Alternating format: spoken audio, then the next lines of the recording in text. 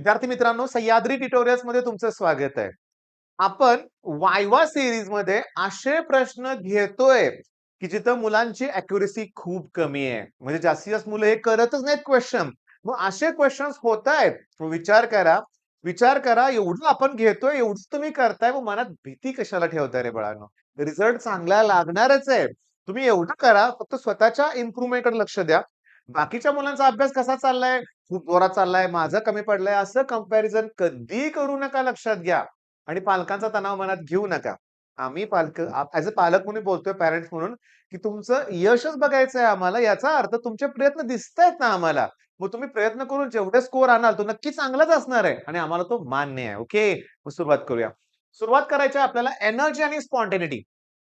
Energy आणि spontaneity. मग एखादी reaction spontaneous, non spontaneous, at equilibrium, त्याच्या कंडिशन्स, ते फॉर्म्युले करतच नाहीत मुलं. 23 to 40% फक्त क्रायटेरिया मुलांचा हे करण्याचा. बाकीचे 60% मुले करतच नाहीत. आणि आपण करणार आहे आणि ते पण परफेक्ट करणार आहे. तर लक्षात घ्या, एस म्हणजे एंट्रोपी. मग delta S total equals to delta S T लिहितो बरं का, total that equals to delta S system plus delta S surrounding. Okay, आता सिस्टीम साठी एन्थाल्पी चेंज डेल्टा एच असतो, लक्षात घ्या. मग सराउंडिंग साठी आपण मायनस डेल्टा एच घ्यायचा आणि अपॉन टी. मग हे झालंय एंट्रॉपी चेंज. Okay, surrounding. मग तुम्हाला डेल्टा एच सराउंडिंग विचारतात.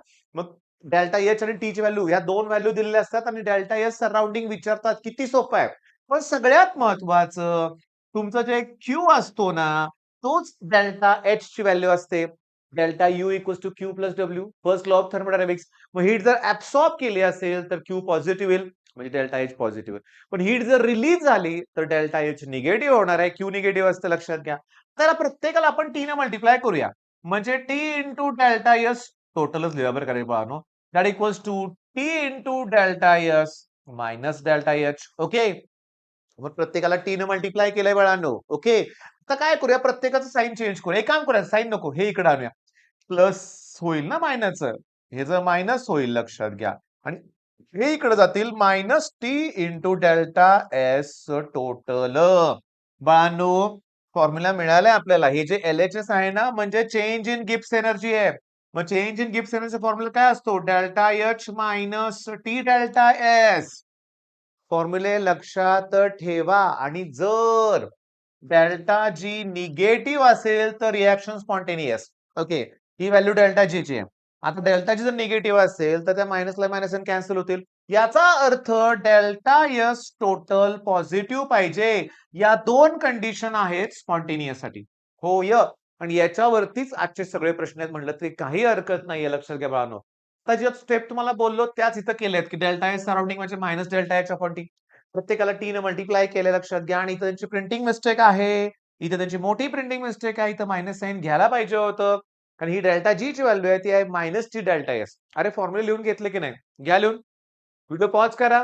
मोठा पॉइंट आहे, अवघड पॉइंट आहे. तुम्ही हा व्हिडिओ पॉज करून एवढे फॉर्म्युले, त्याचबरोबर हे सुद्धा फॉर्म्युले तेच आहेत, रिवाइज करा, लिहून घ्या. तर सगळ्यात महत्वाचं, डेल्टा एस पॉझिटिव्ह पाहिजे, डेल्टा जी निगेटिव्ह पाहिजे, तर रिएक्शन स्पॉन्टेनियस. पण याच्या उलट असेल तर नॉन स्पॉन्टेनियस. अरे पण दोघांच्या व्हॅल्यू 0 असेल तर इक्विलिब्रियम कंडिशन. काय फॉर्म्युला होता रे डेल्टा जी चा? डेल्टा जी चा फॉर्म्युला काय होता, की delta G equals to delta H minus T delta S. ते मायनस इकडे प्लस करा, T delta S that equals to delta H. कारण हे 0 घेतले मी, हे 0 घेतलंय. आता इकडे इक्वल टू होतं. मग T equals to delta H upon delta S. सीईटीतला मोस्ट फेवरेट क्वेश्चन आहे. At what temperature reaction become spontaneous to non spontaneous, असं विचारते. ओके, त्यावेळेस हा प्रश्न, हा फॉर्म्युला आहे temperature. Spontaneous to non spontaneous at equilibrium होणार आहे. हा इक्विलिब्रियम डेल्टा जी तुम्ही 0 पुट करणार आहे, मग 0 ने सॉल्व्ह करणार आहे. ओके, सगळी थेरी बास. आता प्रॉब्लेम सॉल्व्हिंगला सुरुवात करूया. ऍट ऑल टेम्परेचर तुम्हाला रिएक्शन स्पॉन्टेनियस पाहिजे. याचा अर्थ डेल्टा जी निगेटिव्ह आलं पाहिजे. डेल्टा जी निगेटिव्ह आलं पाहिजे. डेल्टा जी चा फॉर्म्युला आहे delta H minus T delta S. Obviously ह्याची व्हॅल्यू कायम जर निगेटिव्ह पाहिजे असेल तर मला शंका सुद्धा नको आहे, डेल्टा एच निगेटिव्ह पाहिजे.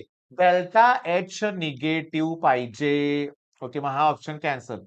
बर बर, तुम्हाला ऍट एनी टेम्परेचर ओके. ह्या सगळ्याचा आन्सर निगेटिव्ह यायला पाहिजे. हे निगेटिव्ह पाहिजे. पण डेल्टा एस पॉझिटिव्ह पाहिजे कारण प्लस इंटू मायनस मायनस होईल. मला डेल्टाची मायनसच पाहिजे स्पॉन्टेनियस साठी. म्हणजे डेल्टा एस मला 0 घेऊन चालणार नाहीये. हे निगेटिव्ह घेऊन चालणार नाही. बास ऑप्शन ए मिळाला. ॲट ऑल टेम्परेचर पुस्तकातले एमसीक्यू आणि हेच सीईटीत विचारलंय. ओके. Next question.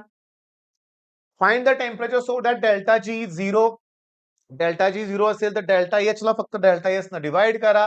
मग डेल्टा एच ला -225 किलो जूल आहे रे बाळांनो. किलो जूल आहे. Kilo joule -225. ओके. 1500 उत्तर मला लगेच कळलं. का सांगतो? बघा डोकं वापरा. ह्याच्यापुढे 3 0 घेत बसू नका. 150 आहे. 15चा स्क्वेअर किती रे? 225 ना. मग ह्याला डिवाइड केला आन्सर 15च येणार आहे. आन्सर 15 येणार आहे. बघा मला 18 सेकंद लागले. वेळ जास्त लागलाय बरं का. वेळ जास्त लागलाय. पण सांगू का मी कॅल्क्युलेशन करत बसलो असणार नक्कीच. पण आता मला सुचलं 15चा स्क्वेअर. ओके. बरं आता सगळ्यात महत्वाचं ॲट ऑल टेम्परेचरसाठी डेल्टा एच तुमचा निगेटिव्ह पाहिजे आणि डेल्टा एस पॉझिटिव्ह पाहिजे. डेल्टा एच निगेटिव्ह पाहिजे, डेल्टा एस पॉझिटिव्ह पाहिजे. ही कंडिशन आत्ताच बघितली at all temperature. At all temperature. आता at all temperature non spontaneous थांबा मगाशी काय होतं? मगाशी काय होतं स्पॉन्टेनियस. आता नॉन स्पॉन्टेनियसचा अर्थ सांगतो डेल्टा जी पॉझिटिव्ह आलं पाहिजे. मग डेल्टा जी पॉझिटिव्ह येण्यासाठी डेल्टा एच पॉझिटिव्ह पाहिजे आणि डेल्टा एस निगेटिव्ह पाहिजे का? मायनस टू मायनस प्लस होईल आणि ऍडिशन आन्सर पॉझिटिव्ह येईल. म्हणजे बघा मला डेल्टा एच पॉझिटिव्ह पाहिजे. डेल्टा एच पॉझिटिव्ह पाहिजे. अरे 2 ऑप्शन एलिमिनेट होतातच. आता डेल्टा एस निगेटिव्ह पाहिजे. संपला विषय. ऑप्शन डी करेक्ट आहे. आता अवघड पार्ट पण तुम्हाला सोपा वाटायला लागलाय. व्हिडिओला लाईक का करत नाही मग? चॅनलला सबस्क्राईब करा. वायवा सिरीज जास्तीत जास्त मुलांबरोबर शेअर करा. रोज माझ्या चॅनलवर जेवढे व्ह्यूज होत आहेत त्यातले 50% व्ह्यूज हे वायवाचेच आहेत. पण त्यातले 70-80% सबस्क्रायबर अजून केलंच नाहीये. नॉन सबस्क्राईब लोक आहेत ते. बाळांनो प्लीज सबस्क्राईब करा. आम्हाला पण मोटिवेशन तुमच्याकडून येऊ देत. काय विचारलंय? डेल्टा एस टोटल विचारलंय. टोटल. मग delta S total that equals to delta S system 32 minus delta H upon T formula आहे. मग डेल्टा एच ऑलरेडी निगेटिव्ह आहे. त्या मायनस व मायनसचा प्लस होणार आहे. 150 किलो जूल. किलो जूलचे 3 झिरो घ्या. Divided by temperature 300 kelvin. 2020 cancel. 532 येणार. ह्याला डिवाइड करा 500 मध्ये 32 ऍड करा. आन्सर करेक्ट आहे बाळांनो. आन्सर करेक्ट आहे. चला नेक्स्ट क्वेश्चन तुम्ही सोडवा. नेक्स्ट क्वेश्चन तुम्ही सोडवा. मी थांबणार आहे. सांगतो 225 होतं मगाशी. 1500 उत्तर आलं होतं. आता 221 200 असं 210 आहे. त्याला 15 ने डिव्हाईड करताना किती उत्तर येईल? किती उत्तर येईल? थोडंसं कमी 1400 उत्तर येईल. चेक करून बघा. 14 ला 15 15 चोक 60 8 ला 15 21 आलं का? व्हॅल्यू सुद्धा चेंज होत नाहीये. त्याच व्हॅल्यूज आहेत लक्षात घ्या. Okay. Next question. Delta H naught for delta S आणि delta G. Delta G equals to delta H minus T delta S. Standard standard standard. मग याची व्हॅल्यू आहे 28,000 जूल. बर. ओके. म्हणजे 28 किलो जूल. 28 kilo joule. तर ते 3 0 नको घ्यायला. डेल्टा एच नॉट विचारलंय का जरा एकच मिनिट बाळांनो. हिरेच करून टाकतो. मी काय करतोय बघा. हे मायनस इकडे प्लस करतो. स्टँडर्ड टेम्परेचर 298 असतं. 300 घेऊन टाका. इंटू डेल्टा एस 120 जूल आहे बरं का भावनो. जूल आहे आणि दॅट इक्वल्स टू कोण उरलं तुमचा डेल्टा एच. माझ्या मते इथं क्लिअरली प्रिंटिंग मिस्टेक आहे. क्लिअरली नाही प्रिंटिंग मिस्टेक काय नाही. हे तू किलो जूल मध्ये घेतलं म्हणजे हे जूल मध्ये कसं घेणार? इथं 1000 डिवाइड केलं पाहिजे. 3 0 3 0 कॅन्सल 12 36 आणि 28. 36 आणि 28 63 64 कडे जाते माझं. म्हणजे बघा ना 36 आणि 8 माझं उत्तर जास्त का आलं? तर मी टेम्परेचर 298 नाही घेतलं. तेव्हा 64 आलं. माझं उत्तर करेक्ट 64 पेक्षा थोडंसं कमी आलं पाहिजे. म्हणजे 63 आन्सर आहे. चला नेक्स्ट आता. लो टेम्परेचर ऐका. Delta G equals to delta H minus T delta. तुम्हाला पाहिजे काय? स्पॉन्टेनियस पाहिजे. म्हणलं हे निगेटिव्ह आलं पाहिजे. हे जर मी निगेटिव्ह घेतलं आणि हे जर पॉझिटिव्ह घेतलं, delta H negative, delta H negative आणि delta S positive cancel wrong. तुम्ही मला सर येते की बरोबर पॉझिटिव्ह येते पण त्यात ऑल टेम्परेचरला असतं. मला टेम्परेचर कमी पाहिजे. मग हे जर टेम्परेचर कमी असेल, बघा विचार करा, हे टेम्परेचर कमी आहे. ओके.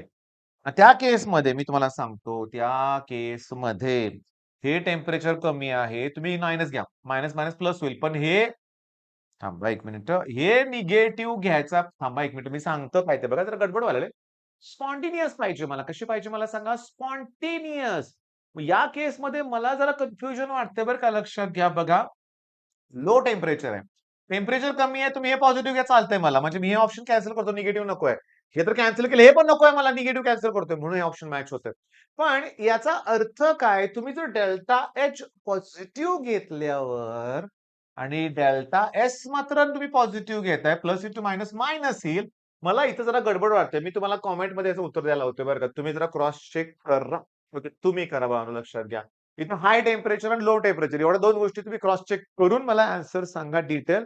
करेक्ट आन्सरला पिन कॉमेंट मी नक्की करेन. मग चला फिनिश करा हे. All the best.